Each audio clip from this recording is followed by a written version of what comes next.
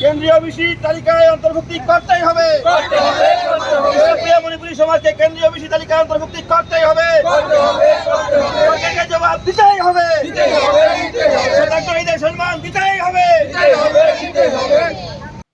গতকাল রাতে কাছাড়ের অভিভাবক মন্ত্রী জয়ন্ত মল্ল বড়ুয়া এবং কাছাড় জেলা প্রশাসনের আশ্বাস সত্ত্বেও বিষ্ণুপ্রিয়া মণিপুরী সমাজের সংগঠন সত্যাগ্রহ থেকে পিছু হটেনি। তৃতীয় দিনেও কাছাড় জেলায় তাদের সত্যাগ্রহ অব্যাহত। শনিবার দুপুর 2টো পর্যন্ত 53 ঘন্টা অতিক্রম হল বিষ্ণুপ্রিয়া মণিপুরী সংগঠনের সত্যাগ্রহ। আছে কিন্তু রিয়েল যোগাযোগ না। অ্যাকর্ডিং টু আওয়ার ডিমান্ড তারা যোগাযোগ করতেছে না।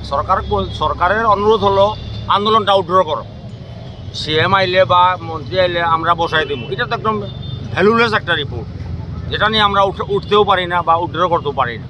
গতিকে আমরা অনুরোধ করলাম, নির্বাচন যখন প্রাক মুহূর্তে এবং লাস্ট বিধানসভা, গতিকে আপনারা একটা কাজ করুন, আমাদের যেগুলো ডিমান্ড আছে এই ডিমান্ডগুলোর মধ্যে যে কোনো একটা ডিমান্ড আপনারা ঘোষণা দিন, তাহলে আমরা আন্দোলনটা উইথড্র করবো।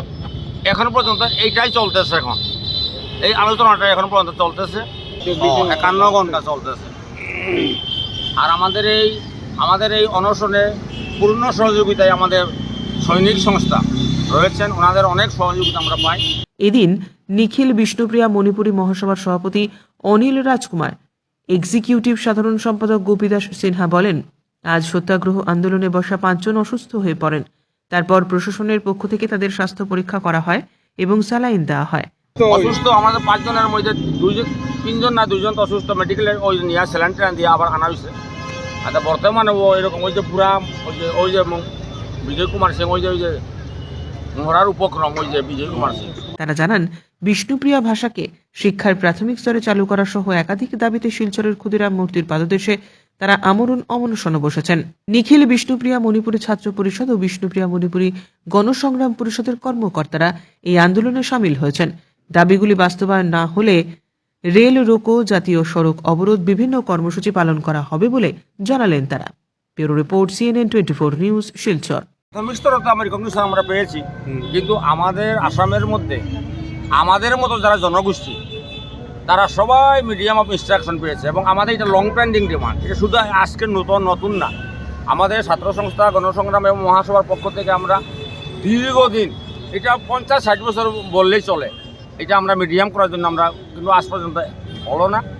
আর 2 নম্বর আমাদের দাবি হলো সেন্ট্রাল ওবিসিতে ইনক্লুশন করা, এটাও হচ্ছে না। আরেকটা হলো আমাদের ল্যাঙ্গুয়েজ টিচার অ্যাপয়েন্টমেন্ট, একটা ভাষা হলে তো তার শিক্ষকের প্রয়োজন, এইটার একটা দাবি আছে।